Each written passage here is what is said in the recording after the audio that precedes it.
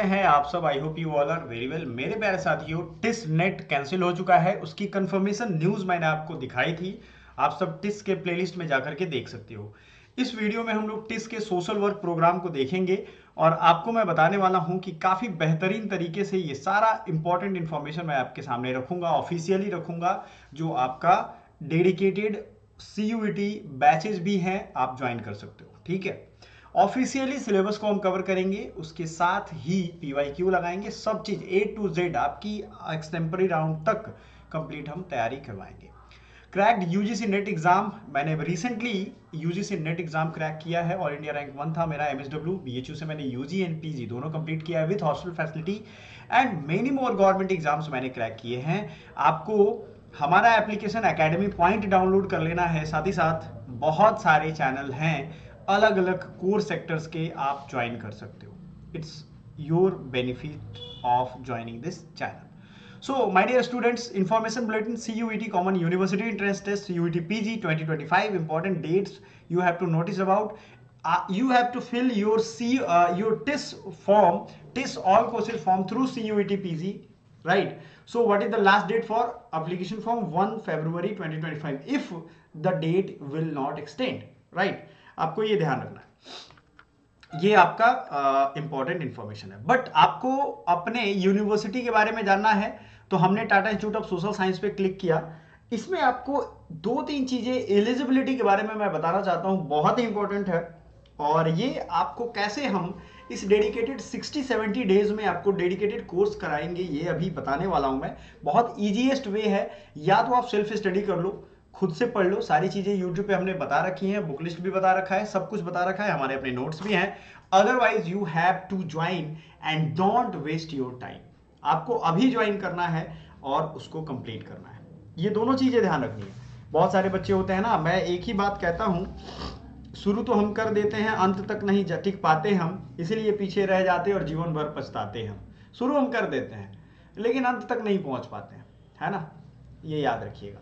The applicants shall ensure that they have read and understood the eligibility criteria। आपको eligibility criteria की clear समझ होनी चाहिए, qualification की समझ होनी चाहिए एंड अदर कंडीशंस जो हैं, कंडीशंस भी आपको मैं बताऊंगा। Minimum required subject program opt करना है वो भी हम आपको बताएंगे। ठीक है, जो भी आपको respective university of CUET PG में वो आपको चुनना पड़ेगा। एंटी और respective university will not under any circumstances held responsible for the selection of subject opted program और एलिजिबिलिटी क्राइटेरिया, ये याद रखिएगा। ठीक है, the applicant shall ensure to select the language, domain specific subject and general test as per the respective university program. आपको खुद उस respective university यानी BHU TIS जो डिमांड कर रही है उसके अकॉर्डिंग आपको ये करना पड़ेगा। हम प्रोग्राम इन्फॉर्मेशन ऑफिशियल वेबसाइट से देख रहे हैं, इसलिए वीडियो जल्दी से जल्दी लाइक कर दीजिएगा। आप देखोगे डिग्री है MA की, master of arts in social work यानी MSW, जिसमें मैं खुद टॉपर रहा हूँ। UGC नेट अभी क्लियर किया मैंने। Children and families Mumbai campus, clear यहाँ लिखा हुआ है। टेस्ट पेपर कोड आपको यहाँ 3 दिखेगा, COQP 11, HUQP 21 और HUQP 18। जब पिछली वीडियो देखे हुए पिछले साल की, तो आपको समझ में आएगा कि इतने पेपर कोड तो उसमें नहीं थे। एक ही पेपर कोड था COQP 11, है ना, या फिर HUQP 21 या यही दोनों था। HUQP 18 तो दूसरे कोर्सेज के लिए था, पॉलिटिकल साइंस के लिए था। पॉलिटिकल साइंस का ये पेपर ही है। तो कैंडिडेट का एलिजिबिलिटी क्राइटेरिया क्या है, मैं पेपर कोड को आपको समझाता हूं कि 3 पेपर कोड क्यों है और इसके क्या मतलब है। ठीक है, क्लियरली आपको मैं समझाऊंगा और कैसे आप ये एग्जाम में 100% श्योर एंड सर्टेन आप ये एग्जाम निकाल ही सकते हो। Candidates should have successfully completed bachelors और master degree of minimum of 3 और 4 year duration of its equivalent under the 10+2+3 और 10+2+4। आपने 10+2 किया, उसके बाद 3 और या 4 ईयर का एक प्रोग्राम ले लिया है या ब्रिज कोर्स का, कैसे भी करके आपको जो यूनिवर्सिटी की डिग्री फाइनल होनी चाहिए आपके काउंसलिंग के टाइम।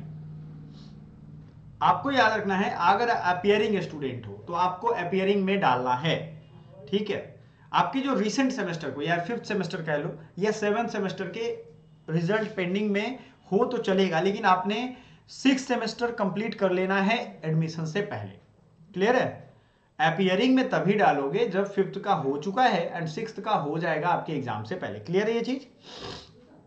फाइनल सिलेक्शन प्रोसेस से पहले Eligibility determined on the basis of information provided in the application will be used for final selection process if the information provided by candidates is found to be incorrect या misleading। एकदम clearly ध्यान रखना, आप अगर बोल रहे हो कि भाई 5th सेमेस्टर का मेरे पास है और आपके पास नहीं है, आपने गलत इंफॉर्मेशन डाल दिया है, गलत डॉक्यूमेंट अपलोड कर दिया है, आपकी कैंडिडेचर कैंसिल हो जाएगी। कुछ भी नहीं करोगे आप, कोई कुछ नहीं अपील कर सकते हो। The institute shall also reverse the right to take any legal action. अगर आपने कुछ जानबूझ करके फ्रॉड किया तो लीगल एक्शन भी लेंगे। ये चीज सब में सेम रहेगा, तो मैं रिपीट नहीं करने वाला हूं। ये एलिजिबिलिटी आप देखो, master of arts in criminology and justice, social work, MSW में, इनमें भी 3 पेपर कोड है, COQP11, HUQP21। तो हमने आपके लिए क्या किया है, डेडिकेटेड कोर्स, ये तीनों, ये दो पेपर, 3 पेपर है। पहले तो ये समझ लो कि 3 पेपर है, तो आपके 3 पेपर दिए क्यों है। देखो, तीनों में से आप कोई एक में भी अच्छा मार्क्स ला करके ज्वाइन कर सकते हो। तीनों पेपर ले लोगे तो आपके पास बेनिफिट क्या रहेगा, चलो इसमें अच्छा नहीं आया तो दूसरे में आया, दूसरे में नहीं आया तो तीसरे में आया। एलिजिबिलिटी किसी एक पेपर के बेस पे ही होगी। फिर से समझाता हूं, यहां पे पहुंचने के लिए 3 रास्ते दे दिए गए हैं। या तो एक रास्ते ले लो, ठीक है, एक रास्ते में अच्छा नंबर लाओ, चले जाओ, कोई दिक्कत नहीं है। COQP11 लाओ या HUQP21, जो आपको इजी सिलेबस लगता है कर लो, ठीक है ना। या दूसरा आप ये कर सकते हो, HUQP21 का सिलेबस क्या है हम टैग कर देंगे, देख लेना। COQP21 का सिलेबस, 11 का सिलेबस क्या है टैग कर देंगे, देख लेना। HUQP18 का भी टैग कर देंगे, देख लेना, या इस वीडियो के लास्ट में आपको मिल जाएगा। सवाल यह है कि आप एक लोगे या 2 लोगे। देखो, बैकअप के लिए 2 लो, वैसे भी 1400 रुपए में 2 फॉर्म आप भर सकते हो, तो 2 अगर पेपर कोड भर लोगे, COQP11 एंड HUQP21, आपके पास मल्टीपल ऑप्शन होंगे। इंडिया भर के जितने भी सेंट्रल यूनिवर्सिटी, चाहे राजस्थान हो या आप स्टेट यूनिवर्सिटी हो, central university of Delhi university हो या कोई भी हो, यही दोनों पेपर कोड सब लोग इस्तेमाल कर रहे हैं, ठीक है। सारे कोर्सेज में यही एक चीज रह रहा है। समझ में आया आपको? ये आपको क्लियर कट समझ में आना चाहिए। सब में आप देखोगे, मास्टर ऑफ आर्ट्स का कोई भी ग्रुप हो, सब में सेम।